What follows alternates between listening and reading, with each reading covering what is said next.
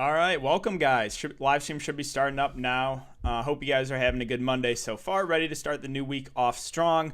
We got a kind of crazy slate to talk about. A bunch of news. One game postponed. So if you guys are new to the live stream, new to the channel, how it works is we'll take a look at what we know so far. We can review the Vegas odds, and I'll go team by team, kind of talk about the players that I like, and then we'll get to questions at the end. So let's first start with what we know so far. And yeah, Yogi Ferrell is available to make his debut for the Cavs, and that actually is pretty big. He is not in the Draftkings player pool, but that really affects guys like Dotson and Osman. I think the minutes go down on them, so not as high on them there. Reggie Bullock ruled out. We did just get news that Austin Rivers is starting, but he's also pretty expensive, so not super interested there. And Porzingis was available to make his debut, but then that game got postponed. Giannis is in. Embiid is in. Mike Scott is available to play. He's the one guy I'm a little worried about minutes-wise. He was available last game and did not play. So I think if he doesn't start, there's a chance he only plays maybe 10 to 15 minutes. So there's some risk there with Mike Scott. Got to wait for a starting lineup. Holmes is a game-time decision that could open up some value there for Sacramento. Let's see. Again, a lot of this stuff is for Tuesday. A lot of the Heat guys are out. We'll see if they're even available or if they can even play, but that's where we could get some value for tomorrow's slate. Robin Lopez will start for Thomas Bryant. Again, you can throw him in the player pool for value. I prefer Mo Wagner, though. I think he's just a better point per minute guy. We got the Knicks starting lineup. Again, Austin Rivers is starting. Wizards starting lineup, Neto, Bjelica, Rui Hachimura, and Robin Lopez. Evan Fournier out, and that's, let's see, Trae Young available. Cam Reddish will start. Okay. Grizzlies starters, same as usual. All right, so we are basically up to date on that. Let's refresh Bovada here. We can take a look at some of these odds. All right, so we have Bucks and Magic. It's a 226 over under. The Bucks are currently 10-point favorites. A little bit of blowout risk in this one. We have Knicks and Hornets a 212.5 over under. The Hornets are 5-point favorites. Suns and Wizards a 232 over under. The Suns are 6-point favorites. I think that game looks pretty appealing for DFS wise. Memphis and Cleveland, it's a 207 over under. The Grizzlies are 3-point favorites. 76ers and Hawks is the 221 over under. The Hawks are 6-point favorites. Raptors and Blazers a 230.5 over under. The Blazers are 5-point favorites. Pacers, Kings, it's a 227.5 over under. The Kings are 5.5-point favorites. And then, yeah, that's it for the slate. So let's go team by team here, guys. And we'll start with New York. Real quick, though, before I get into it, I'll ask if you guys do enjoy this content, if you could hit that like button and subscribe to the channel. It helps me out a ton. Let's aim for over 100 likes on this live stream if we can. All right, what's going on, guys? So let's start with the New York side. New York, there's really one guy that I like, and that's Julius Randle, 9.6K. So he played 38 minutes last game in a blowout. He got pulled. He was on pace for 43 to 44 minutes. So I think that's basically the plan for Randle. As long as the game stays close and it stays competitive, he'll play about 43 to 44 minutes. So he's going to be on the court basically the entire game. I love targeting bigs against the Hornets. And the minutes are going to be massive. He stuffs the stat sheet. As long as you don't get foul trouble, I think Randle is a really good player at the top, and I don't think he's going to be super popular tonight. But I think he is a really good player at that price. Barrett and Alfred Payton, secondary players to me. Same with Mitchell Robinson. Austin Rivers is starting, but at 5'3", I'm just not going to go there. Probably get over 30 minutes, but he's just too up and down. 5'3" is just way too expensive. If he was 3.5K, I would have some interest in him. 5'3", there's just no way I'm going there. Again, with no Reggie Bullock, I think that will open up some more minutes for a guy like Kevin Knox. Would have been more comfortable with him if he started. With him coming out the bench, I think the minutes go up, but by how much is the question. So maybe a viable punt there. Again, there's some risk. But that's it for the Knicks. So let's move on to the Hornets. Hornets are they're always a tough team to break down because the guards kind of split minutes. They'll go with a hot hand. LaMelo Ball had the huge triple-double last game, went for 61. I think he's firmly in play for GPPs. We know the upside is there. We just saw it the last game. So LaMelo is definitely a good GPP play. Gordon Hayward seems a little bit too pricey for me. Rozier and Graham, they're at low prices. Graham's below 6K. He continues to struggle shooting the ball, but he's played over 30 minutes the last 3 games. So I think he's actually an okay play at this price point. Does have upside if he can get a shot going. PJ Washington now seems priced about right. The minutes also up and down on him. Also a guy that is usually in foul trouble, so there's some risk here. You're kind of paying a premium for him. I think he can still get it done, but not doesn't stand out as an amazing play. And that's it for Charlotte. So let's move on to Memphis. Memphis is a team I have very, very little interest in. Again, the reason is the starters, even in close games, are just the minutes are not there for these guys. 26 to 28 minutes in competitive games. That's just not going to get it done for Anderson or Brooks or Jonas Valanciunas. I'll look elsewhere. Clark has played over 30, but he's not getting much more than that. He went for 45 last game. I would not expect that again. More of an outlier. I think he's a solid play, but not someone I'm going to prioritize. DeAnthony Melton is the one guy off the bench I think you could look to for value. I think we get somewhere around 20 to 25 minutes. Again, he's a decent point per guy. It is a good matchup. So Melton is a guy I think you could look to. But that's really it for me on the Memphis side. There's not a ton I'm interested in on this slate. On the Cleveland side, with the news that, again, we don't have Yogi Ferrell in the player pool. And it's actually a little bit disappointing because if he was maybe starting at point guard, I would have played him for sure, but he's not in the player pool. With him being available, it hurts guys like Dotson and Osman the minutes a bit. So you can still go to Dotson, and he played 35 and 41 minutes. I think those minutes do go down there if I assume Yogi Ferrell plays, which does hurt him a bit. So those guys more secondary plays for me. The guy that I'm looking to is Drummond and GPPs, and I like him a lot for GPPs. The variance of this guy is just he's always up and down with, foul issues, getting benched. Also has upside games, though. In last two games, 37 and 41 minutes. So never a guy you can trust in cash games, I don't think. But for GPPs at 9.2K, I really like his upside here. Drummond is really the guy I'm looking to in Cleveland. I think you can make an argument for JaVale McGee. He should play about 15 to 17 minutes. He's a good point per guy. If something happens to Drummond and we get early foul trouble or he gets benched, JaVale McGee is the guy that's going to get the huge boost. So McGee is a guy I think you could look to in GPPs, but that's it for Cleveland. So let's move on to Milwaukee and Orlando. All right, on the Milwaukee side, Giannis Antetokounmpo at 11K, I think is firmly in play here at the top. In competitive games, we're seeing like over 35 minutes from Giannis Antetokounmpo, so I think he's definitely in play. The issue I have with Giannis is there's a lot of guys in like the 9 to 8.5 to 10K range that look really good tonight. So it's going to make Giannis more of a lower owned play. But anytime you can get low owned Giannis and GPPs, that's always a good thing. And if this game can stay competitive, I think you could have a nice day for his price. So I do like Giannis for GPPs. I think he'll be lower owned. I don't think he's an optimal play tonight, but definitely viable. Middleton and Drew, after their pretty solid games with Giannis out, got the price hike. I will look elsewhere. Bobby Portis almost a 6K now with Giannis playing. That just feels a little pricey. And then the value guys I'm just not going there when Giannis plays. Let's move on to Orlando. So Orlando, we have Vucevic at the top at 8-9. I think it's going to go very low owned. And center is just absolutely loaded today. Absolutely loaded. If I could play 8 centers today, I think I would. Because there's that many good center plays on the board. Vucevic always goes low owned. He'll be low owned again. You got Embiid for a little bit more. You got a couple other guys for a little bit less that are going to be more popular. So yeah, Vucevic will always be like a 5% owned guy, and he just continues to be, if the game stays close, he can push for 50 plus for sure. So Vooch is definitely viable for GPPs. You can make an argument to run Giannis and Vooch together in like a mini game stack and then kind of go value from there. Don't mind Aaron Gordon did finally get his minutes restriction lifted, 36 minutes. 6-7 is definitely still has some upside there if he continues to play minutes into the mid-30s. Ross is too scoring dependent for my liking. Evan Fournier is still out. Cole Anthony should play over 30 minutes at point guard. Again, hasn't been great. I think he's an okay play, not a priority for me.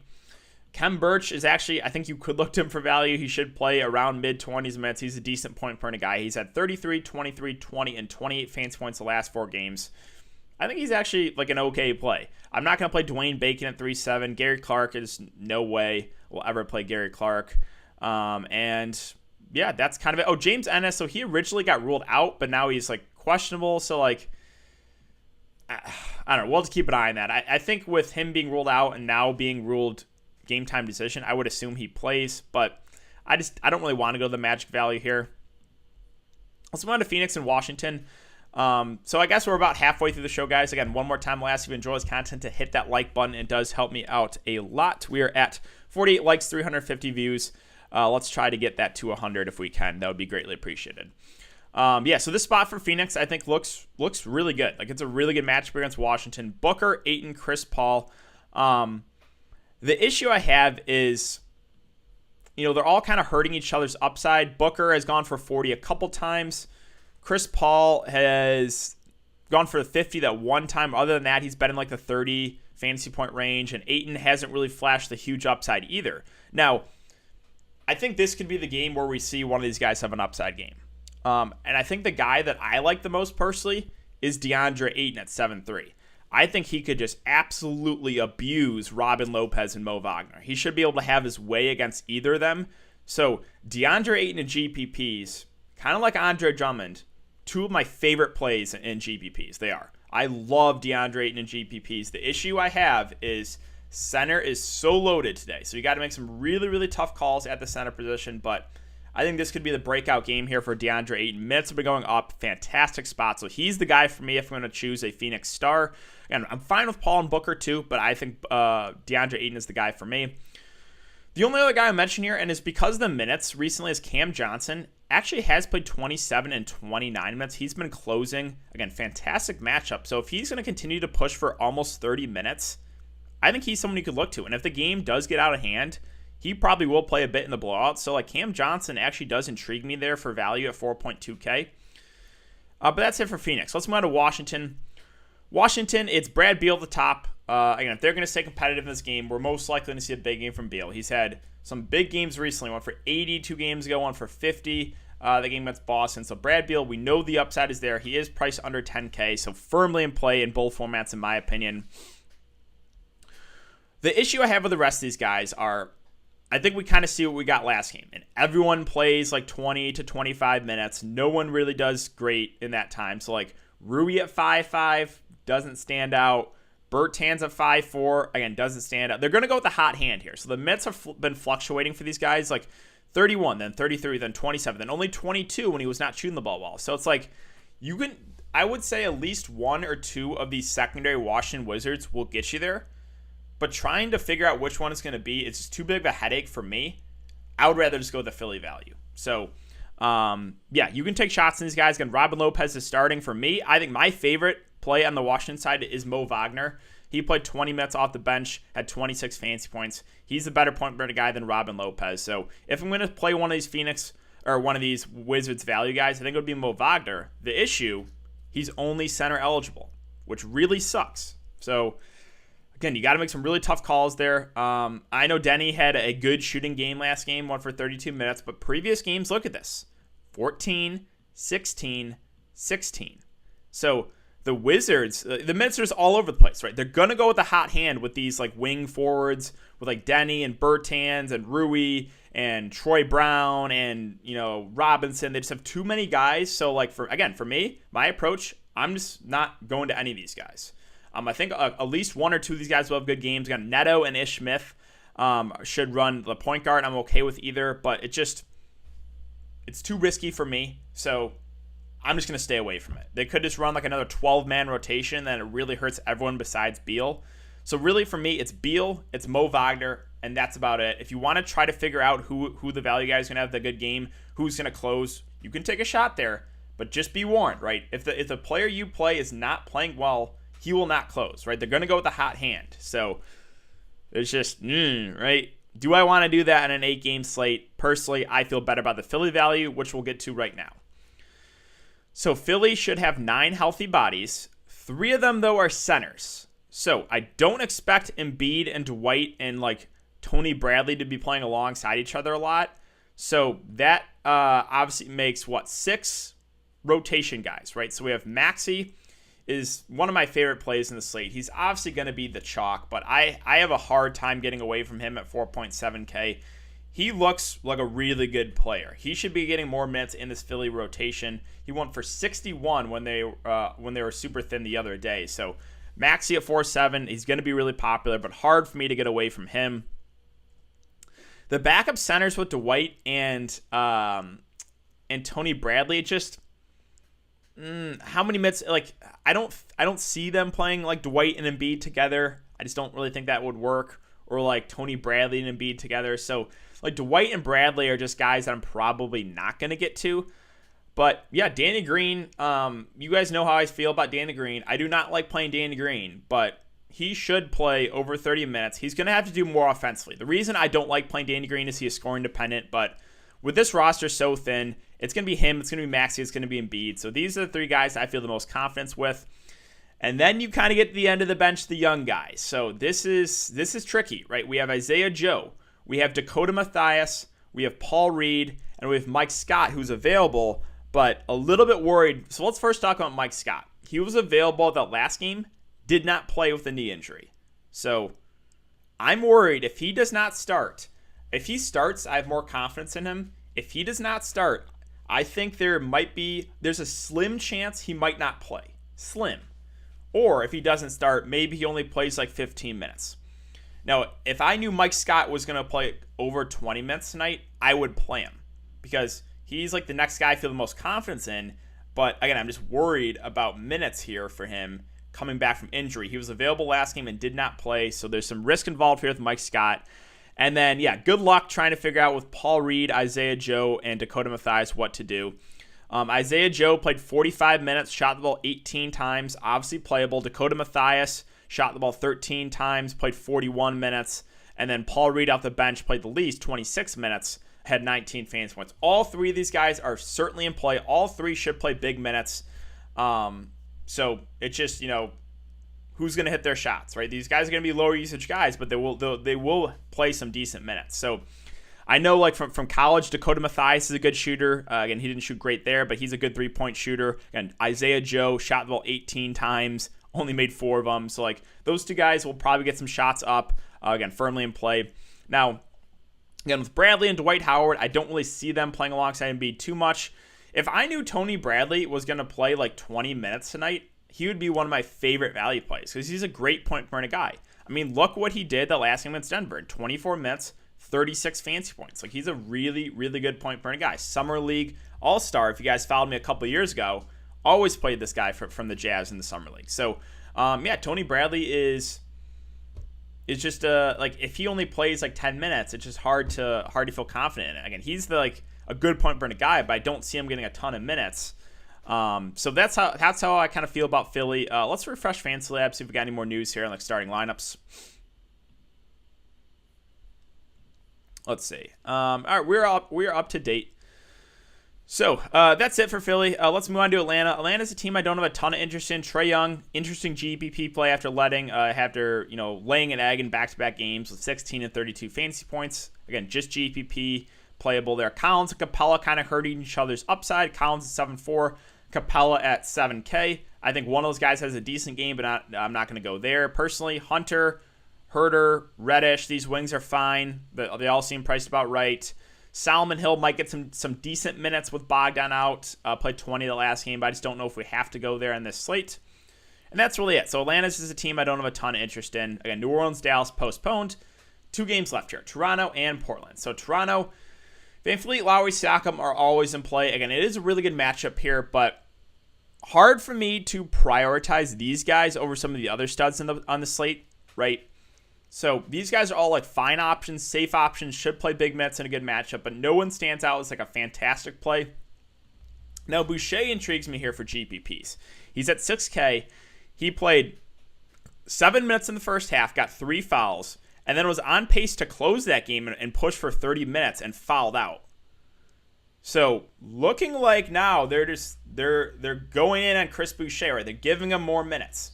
And this guy is just a fantastic point per minute guy. And I think he'll be low owned on this slate. Not a cash game play, but if Chris Boucher pushes for 30 minutes tonight, he will most likely get you over 50 fantasy points. Yeah, he's that good of a point per minute guy. So Boucher at 6K, I think is a really good GPP play. I don't think a lot of people will get to him. It's just a matter of, does he get the minutes, right? They started Norman Powell last game. He did only play 22, and they closed with Boucher. Don't have a ton of interest in Powell there, even if he starts. OG, just a secondary play. So really, for me, the guy that I would look to the most would be Boucher, but only in GPPs, right? Only in GPPs. There's still a chance, and he's foul prone. The minutes have still been up and down. He only played 15 there against Phoenix. So it's like these minutes are still fluctuating, but he makes for a good GPP play for that reason of minutes uncertainty. If things go right, and he could break the slate. So let's move on to Portland. Portland, Lillard and CJ, I think are decent options, more contrarian plays at their respective prices. Nurkic is the guy for me at 6.6K. Again, though, center, so loaded. Against Minnesota, was on pace for close to 40 fantasy points. Blowout. Against Sacramento, on pace for over 40 fantasy points. Blowout. So back-to-back blowouts here for Nurkic. He had almost 40 in a game that's, say, close against Chicago. I think he makes for a good GPP play, and I don't think a ton of people get to him. But, when we get a game where Nurkic, the game stays close, he should push for 30 minutes, and he's been a pretty solid point per guy here recently. I like the matchup, so I'm not afraid of an undersized Siakam or Chris Boucher or whoever they try to throw on him. So Nurkic does intrigue me here at 6.6. I think he'll be low owned. Let's finish up with the Pacers and the Kings. So Pacers, the top three guys, I like a good amount here. Sabonis, Brogdon, Oladipo, just a fantastic matchup here. All three are playing big minutes. Sabonis and Brogdon pushing for 40 a night. Love Sabonis here. You got to make tough calls. You got Embiid. You got Sabonis. You got Randall. You got Drummond. You got Vucevic. You have Ayton. There's a lot of good big plays on this slate. Sabonis is one of them. Love the matchup from him. He went for 60 that last game, which I think might raise the ownership, but man, no one in Sacramento can stay with Domantas Sabonis, so really, really like him at the top. Also really like Malcolm Brogdon. I think he'll be pretty low owned. Continues to play 40 minutes a night. Continues to get it done. 50 plus fantasy points in 3 of the last 4 games. Brogdon and Sabonis, I think, are 2 of the better plays in the slate. I also have interest in Oladipo here. Now, he's not playing as many minutes, but look at the shot attempts here. 16, 17, 20, 21. Now, he's not really making the shots, but he's shooting still, and he's filling up the stat sheet. This is a fantastic spot. The day where we get a good shooting game from Victor Oladipo, he will break the slate. He has 50 plus fantasy point upside also when he's having a good shooting game because he can stuff the stat sheet. Again, this is one of the best possible matchups. So Oladipo, I actually really like here at 6.9. If he can get it going and have a decent shooting game, you could see 50 plus from him. Everyone else are kind of stay away from me. And Holiday has been getting some decent minutes at 4.9, but that price is about right. Let's finish up with Sacramento. So Sacramento, those 2 pieces of news to monitor here. Buddy Hield and Richaun Holmes. Buddy Hield's at 6.4K. He's questionable. If he misses, I would assume Halliburton gets some more minutes. He would become viable at 6.2. We also got to monitor De'Aaron Fox. He's been limited in back-to-back games. If he's full go, he makes for an interesting tournament play, maybe someone to look to in the late slate. Barnes is fine at 6.5. I don't love the matchup for these guys, but Barnes has been pretty consistent. So yeah, if Hield is out, that's a boost to Halliburton. If Richaun Holmes is out, then I think Whiteside makes for a pretty good value play here at 4.2. Played 24 minutes the last game, had 28 fantasy points. This guy's a really good point per guy. They might start him. If Richaun Holmes is out, maybe they start Whiteside because the Kings are a bigger team with Turner and Sabonis. So maybe. Either way, I think if Holmes is out, Whiteside probably gets 15 to 20 minutes at least. And again, he's a good point per guy. So Whiteside intrigues me there for GPPs.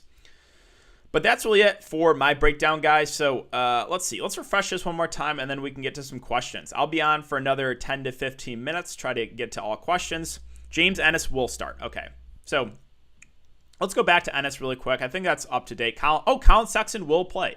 Okay. I thought he was already ruled out. Sixers available. Again, this is what? 1, 2, 3, 4, 5, 6, 7. Yep. 9, that's what we expected. Okay, so let's talk about James Ennis really quick. He is cheap. He's starting, but how many minutes does he get? Where is he? He's at 3K. Played 20 and 21 minutes. I think we get about that. Again, yeah, you can play him. I might prefer the Philly value, guys, just because I have more confidence in their minutes. So that's really it, guys. Let's get to some questions here. We are at almost 500 viewers and 88 likes, guys. Can we get that over to 100? That would be greatly appreciated. Birch or Mo Wagner? That's a good question. I'll go Mo Wagner, but that is close. I love the Pacers versus the Kings, though. Yeah, I'm really high on all 3 of the Pacers today. That being Sabonis, that being Brogdon, that being Oladipo. I think it's a good idea to maybe get one of those guys in your lineup. Hey, man, great stuff. Appreciate that. 5 Sixers, too much in cash? That's a good question. I think you can play 5. I think you can play 5 in cash. Yeah. So Mike Scott projected to start. If he starts, I like Mike Scott a lot more.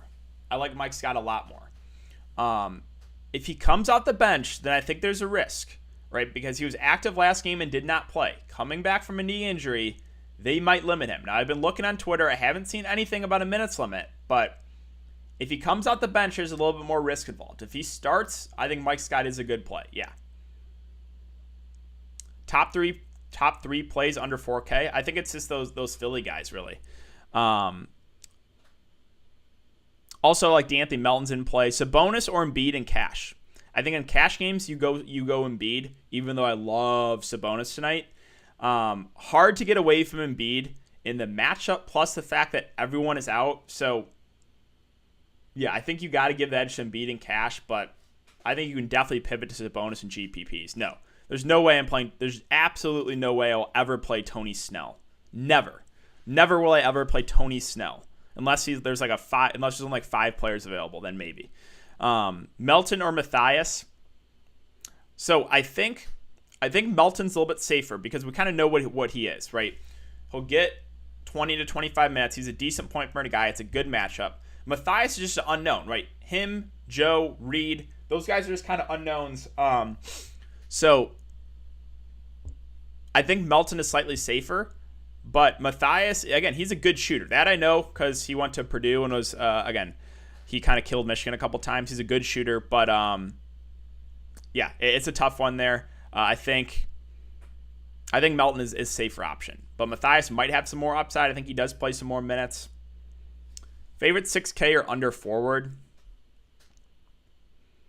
Yeah, so this is just a range I don't really want to be in. If you're going for GPPs, I would take the shot in Boucher because the minutes are trending up for him. He's a great point per minute guy. So if you're playing GPPs, Boucher. If you're playing cash games, maybe OG. But yeah, I don't really want to be in this mid range. Boucher would be the guy in GPPs for me.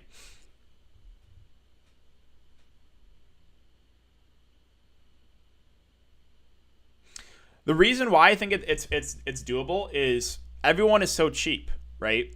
So, like, everyone's below, like, besides Maxey and Danny Green, like, everyone's basically below 4K. So, all should play decent minutes, right? Because if Embiid, Dwight Howard, and Tony Bradley strictly just play the center, then that's 6 players to fill the 4 spots for, 48 minutes each. So, there should be a lot of minutes to go around there. Bridges or Hunter? I don't really love either. Talking about Mikal Bridges, and he had the good shooting game last game, but 6'1", I don't love it. Hunter at 6'2". I would probably go DeAndre Hunter. I don't really love either, though, to be honest. Melton or Wagner for utility. So I think Melton's a little bit safer. Like there still could be a chance that Washington does something weird and like doesn't play Mo Wagner, right? Maybe they run Robin Lopez and then they run Rui Hachimura as the backup 5. You never know. But I think Mo Wag, if he gets close to 20 minutes, does have some upside here. Ball or Paul? So Paul in cash games, Ball in GPPs. Really stuck between Ayton or Embiid on GPP. I really like Ayton in GPPs. Embiid is the guy for me in cash. Was Sexton in? Yes, I still like Drummond. I think Drummond's still a good GPP play. Danny Green and Melton or Matthias and Mike Scott. Got to see the starting lineup. Here for Philly. If Mike Scott starts, I would like him a lot more. So yeah, we just got to wait on that one. With centers loaded, are we worried about Embiid minutes with 4 games? And maybe. Again, if you're worried about it, then you can just look elsewhere. There's so many good center plays on the board. Drummond or Vucevic in tiers. I think for the upside, it's Drummond. Yeah, Melton versus Matthias. Again, I think Melton is just a safer play because we know what he is. Matthias, we've seen a couple games from him. He's a good shooter. That's about it. So 4 Wizards in cash, yeah, I would not play 4 Wizards in cash. I would not even come near that. I would maybe play 1 Wizard in cash, and that would be either Beal or Mo Wagner. That's it. And the reason I say that, again, is because they're going to go with the hot hand. So if you play Roel Neto, Roel Neto was like 40% owned the last slate. He played, 20 minutes? They closed with Ish Smith. So they're going to go with the hot hand in like that situation, right, with Neto versus Smith. They're going to do it with like Robinson versus Troy Brown versus Denny Avdija. They're going to do it with Rui versus Bertans. They're going to go with the hot hands. So I would not go anywhere near 4 Wizards in cash. Reddish or Danny Green? Danny Green. Last piece in, Rolo. Oh, sorry, that went really fast. Definitely missed some here. Would you take a shot on Wagner and GPPs? I think so. Sexton doesn't do a ton to hurt Drummond. I still do like Drummond. Yeah, you can definitely play Sabonis over Drummond is way safer for sure. No, do not play Tony Snell. Sabonis or Randall for GPPs. That's one I've decided. I think that's a coin flip. I think that's realistically a coin flip for me. Great matchup for both.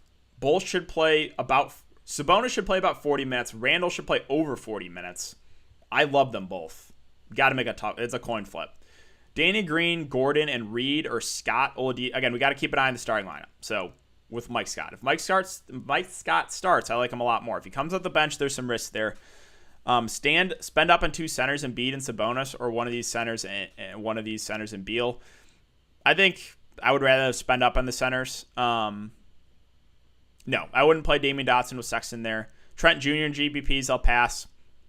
The wings for Atlanta are always the secondary plays for me. If you land in Reddish or Hunter or Herter, sure. But, yeah.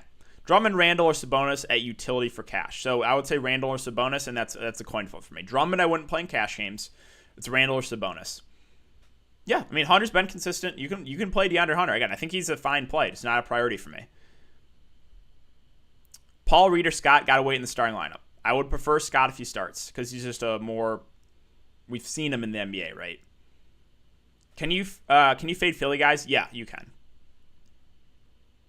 Thoughts on Capella, secondary play, Brad Beal or Joel Embiid? I think it's still Embiid for me, but that's close. Crowder or Holiday? I wouldn't play either personally. These are just not guys I like playing. Where's Crowder?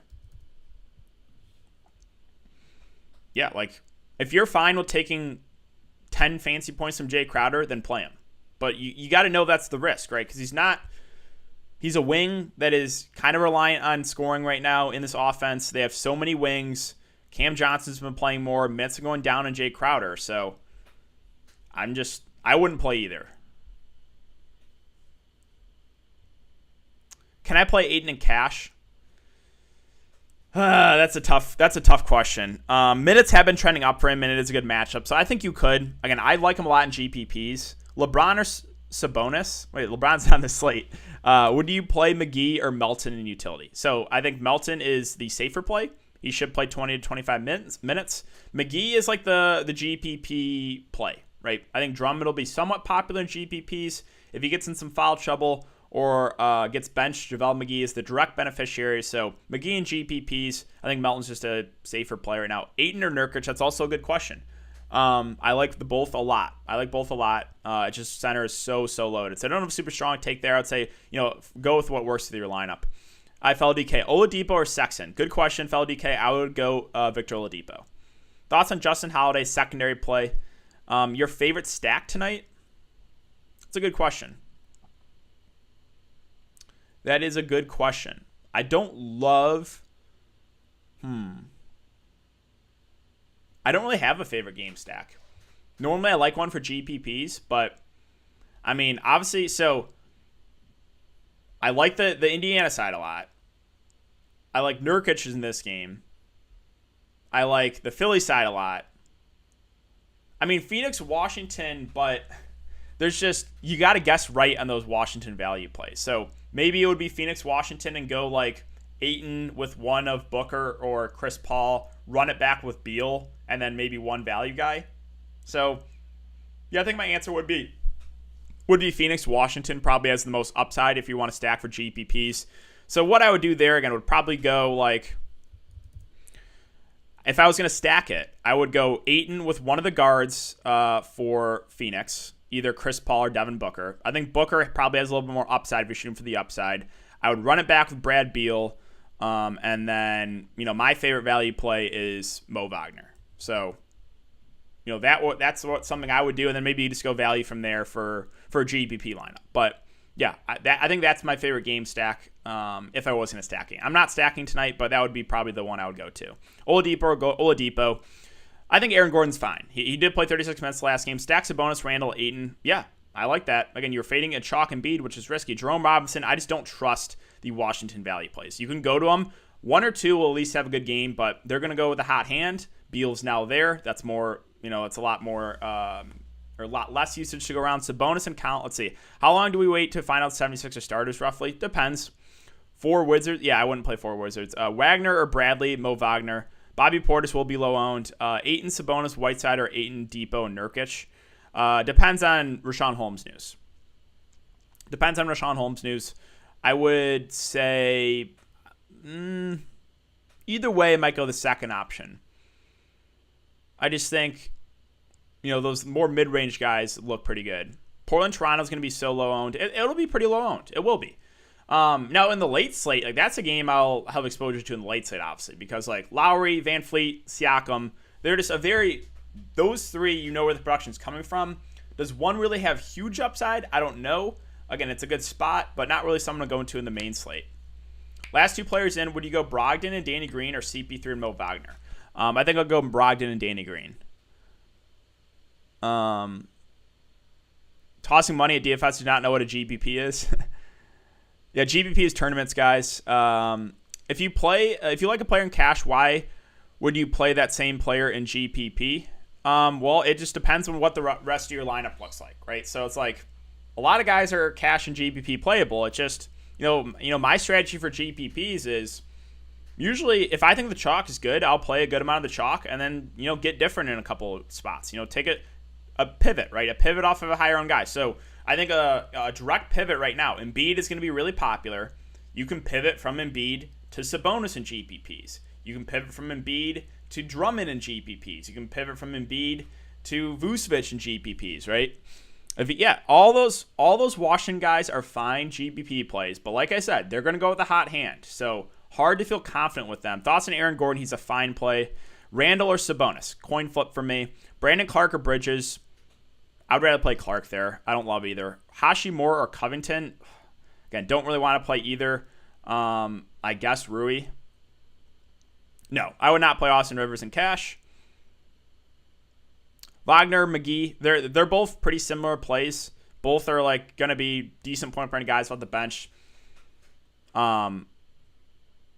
It just depends on what happens with Drummond, right? If Drummond gets in some foul trouble, McGee's the guy that has more upside in my opinion. So if you're shooting for the upside, McGee, but you need Drummond to get benched or some foul trouble.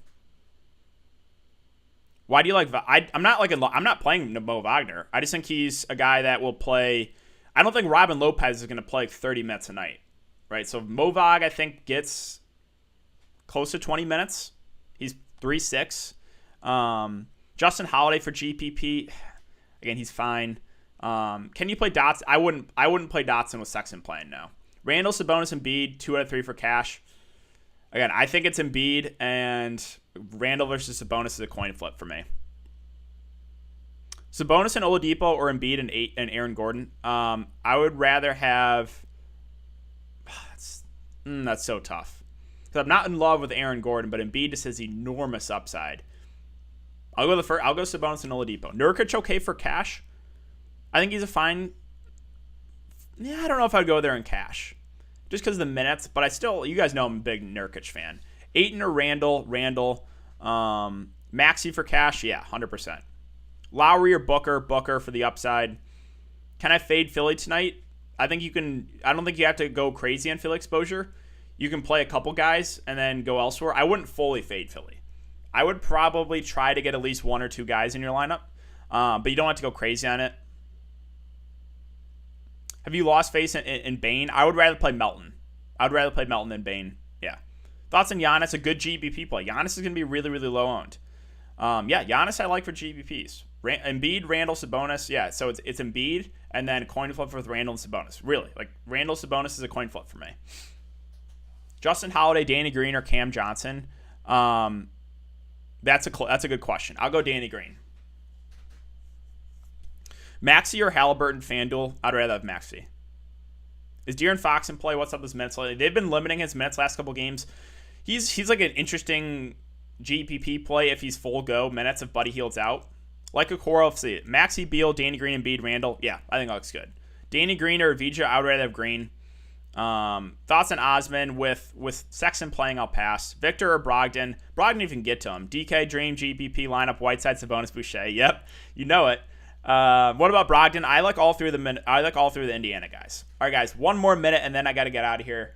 I should probably charge my laptop since it's about to die here. A couple more questions here. Melton, Nurk, or Ayton and Grayson? I'd rather have Melton and Nurkic. Brogdon or Van Fleet? Brogdon. Brogdon or Victor for guard? Brogdon. Brogdon if you can get to him. Thoughts on Ayton, Brogdon, Randall core? Yeah, I like it. I think it looks pretty solid.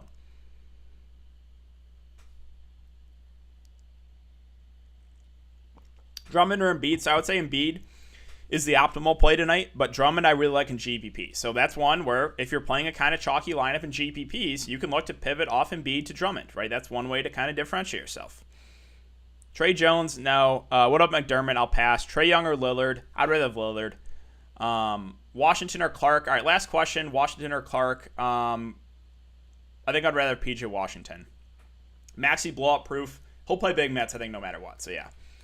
If Fox is out, then Halliburton. Yeah, obviously Halliburton would become a great play, but I think Fox is full go. All right, guys, I got to get out of here. I got to go get ready for the Patreon stream. Good luck tonight. Thank you again for coming to check out the live stream. We hit over 500 concurrent viewers, 125 likes. I want to thank you guys again, seriously.